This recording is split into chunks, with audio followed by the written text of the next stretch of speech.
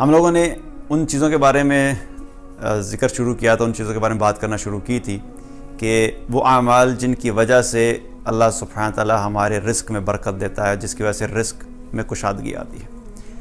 انہی اعمال میں سے ایک عمل کیا ہے کہ اپنے معاشرے کے کمزور لوگوں پر احسان کرنا، اپنے معاشرے کے کمزور لوگوں کا خیال رکھنا۔ مصعب بن سعد رضی اللہ عنہ کو ایک دفعہ اپنے بارے میں یہ خیال گزرا کہ شاید ان کو کمزور لوگوں پر برتری حاصل ہے۔ تو جب آپ صلی اللہ علیہ وسلم کو یہ پتہ لگا تو آپ صلی اللہ علیہ وسلم نے کیا فرمایا؟ هل تنصرون وترزقون الا بضعفائکم، کہ تمہاری جو مدد کی جاتی ہے اور تمہیں جو رزق دیا جاتا ہے وہ صرف تمہارے کمزور لوگوں کی وجہ سے دیا جاتا ہے۔ تو آپ صلی اللہ علیہ وسلم نے کیا فرمایا کہ جو رزق ہمارے پاس آتا ہے اس کی صرف وجہ یہ نہیں ہے کہ ہمیں صرف اپنی محنت کی وجہ سے ملتا ہے۔ کن کی وجہ سے ملتا ہے؟ کمزور لوگوں کی وجہ سے۔ اور ایک اور روایت میں آپ صلی اللہ علیہ وسلم نے کیا فرمایا؟ فَإِنَّمَا تُرْزَقُونَ وَتُنصَرُونَ بِضُعَفَائِكُمْ، تمہیں جو رزق دیا جاتا ہے اور تمہاری جو مدد کی جاتی ہے اللہ کی طرف سے وہ تمہارے کمزور لوگوں کی وجہ سے کی جاتی ہے۔ تو یہ رزق جو ہمیں ملتا ہے یہ اللہ سبحانہ تعالیٰ ہمیں صرف اپنی محنت کی وجہ سے نہیں دیتا کہ ہماری پلاننگ بڑی اچھی ہے، ہم اسٹریٹجی بڑی اچھی بناتے ہیں، نہیں ہماری جاب چونکہ بہت اچھی لگی ہوئی ہے یا ہمارا بزنس بڑا اچھا ہے اور میں بڑا اچھا بزنس مین ہوں اس وجہ سے ہمیں رزق مل رہا ہے۔ رزق ملنے کی وجہ حقیقت میں کیا ہوتی ہے ہم میں سے کسی کو بھی نہیں پتہ ہوتا کہ اللہ سبحانہ تعالیٰ ہمیں کس کی وجہ سے رزق دے رہا ہے۔ اور آپ صلی اللہ علیہ وسلم نے کیا فرمایا؟ بہت کلیئر بتا دیا کہ تمہارے کمزور لوگوں کی وجہ سے ملتا ہے۔ تو ہمارے لیے کیا ذمہ داری ہے کہ اللہ سبحانہ تعالیٰ نے جب ہمیں رزق دیا ہے تو اس رزق میں سے ان کمزور لوگوں کا حصہ ہونا چاہیے، ان پہ خرچ کریں۔ جب ہم ان پہ خرچ کریں گے تو اس کے بدلے میں اللہ تعالیٰ مزید کیا کرے گا؟ اور بڑھا کے واپس کر دے گا، کیونکہ اللہ سبحانہ و تعالیٰ کوئی بھی چیز اپنے پاس نہیں رکھتا۔ ہمارا کوئی بھی دیا ہوا مال ہمارے لیے آتا ہے، ہمارے ہی کام آتا ہے، اللہ کو ہمارے مال کی ضرورت نہیں ہے۔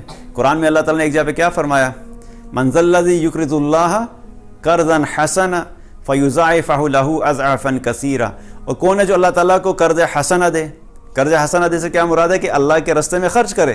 جب اللہ کے راستے میں خرچ کرو گے تو اللہ سبحانہ تعالیٰ کیا فرما رہے ہیں کہ میں صرف اتنا ہی نہیں دوں گا، فیضاعفہ لہ اضعافا کثیرا، میں بڑھا چڑھا کے تمہیں واپس کر دوں گا۔ تو ہم جب کمزور لوگوں پہ خرچ کر رہے ہوتے ہیں تو اس کا مطلب یہ نہیں ہے کہ ہمارے مال میں سے کمی ہو رہی ہے، بلکہ حقیقت میں کیا ہے کہ جب ہم ان کو دیں گے اللہ تعالیٰ اسی مال کو بڑھا چڑھا کے ہمیں واپس دے دے گا، اور دنیا میں بھی ہمیں ملے گا اور آخرت میں بھی اس کا اجر ملے گا۔ تو کمزور لوگوں پہ، غریبوں پہ، مساکین پہ خرچ کرتے ہوئے کبھی پریشان نہیں ہونا چاہیے، کبھی گھبرانا نہیں چاہیے۔ اب اکثر لوگ کیا کرتے ہیں کہ وہ کہتے ہیں جی ہم تو خود ہی فقیر ہیں، ہم تو خود فقراء میں سے، ہمارے تو اپنے حالات بڑے خراب ہیں تو ہم دوسروں کو کیا دیں؟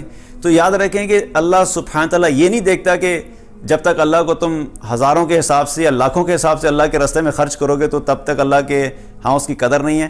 اگر ایک روپیہ اللہ کے راستے میں اخلاص کے ساتھ خرچ کیا گیا، اس نیت کے ساتھ کیا گیا کہ میں اس کی وجہ سے اللہ کی رضا کا طلبگار ہوں، تو انشاءاللہ وہ ایک روپیہ بھی اللہ کے ہاں ایک احد پہاڑ کے برابر اس کا مقام ہوگا۔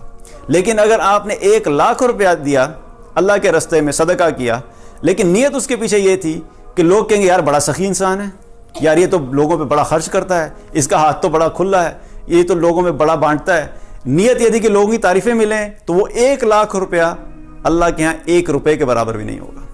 تو اللہ سبحانہ تعالیٰ یہ نہیں دیکھتا کہ مال کتنا دیا جا رہا ہے اللہ کے راستے میں، لیکن کس نیت سے دیا جا رہا ہے۔ اگر ہماری نیت ٹھیک ہوگی تو 1 روپیہ بھی اللہ کے ہاں بہت مقام رکھتا ہے۔ اس لیے اپنے مال میں سے جتنا ہو سکتا ہے، ہر ایک کو اللہ تعالیٰ نے مختلف وسعت دی ہوتی ہے، ضروری نہیں کہ ہر ایک ہزاروں ہی خرچ کر سکتا ہو۔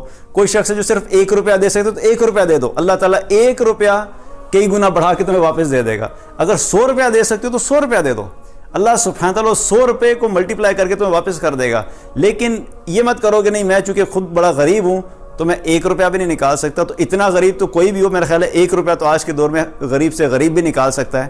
1 روپیہ ہو، 10 روپے ہوں، ہزاروں روپے ہوں، جتنی اللہ نے استطاعت دی ہے اس کے مطابق خرچ کرتے رہو۔ اب اس کے ایگزامپل یہ بھی ہے، اس کو دوسرے طریقے سے اگر دیکھا جائے تو کیا ہے؟ جتنا تمہیں خود چاہیے ہے، جتنا خود چاہیے اس کا تھوڑا سا حصہ اللہ کے راستے میں خرچ کر دو۔ مثال کے طور پہ میں کہتا ہوں میں چاہتا ہوں کہ مجھے 10,000 روپے مل جائے، تو اللہ کے راستے میں 100 روپے دے دو، اللہ تعالیٰ کئی گنا بڑھا کے واپس کر دیتا ہے۔ اللہ 100 کا 100 نہیں دے گا، آپ 100 روپے اللہ کے راستے میں خرچ کریں گے تو 100 ہی نہیں واپس آئے گا، کیونکہ اللہ نے کمٹمنٹ قرآن میں کیا دیا، فَيُضَاعِفَهُ لَهُ أَضْعَافًا كَثِيرًا، کہ اللہ تعالیٰ بڑھا کے دے گا، تو 100 سے تو زیادہ ہی آئے گا نا. ایک تو گارنٹی کنفرم ہوگی کہ 100 نہیں آئے گا، 100 سے زیادہ ہی آئے گا. تو اس لیے اللہ کے راستے میں خرچ کرو. جو اللہ کے راستے میں خرچ کرتا ہے کمزوروں پہ خرچ کرتا ہے. اللہ تعالیٰ نے بھی کمٹمنٹ دی ہے، اللہ کے رسول صلی اللہ علیہ وسلم نے کیا فرمایا کہ تمہیں رزق تمہارے کمزوروں کی وجہ سے دیا جاتا ہے. جتنا زیادہ ہم خرچ کریں گے اللہ تعالیٰ ہمارے رزق میں اتنی زیادہ کشادگی کرے گا.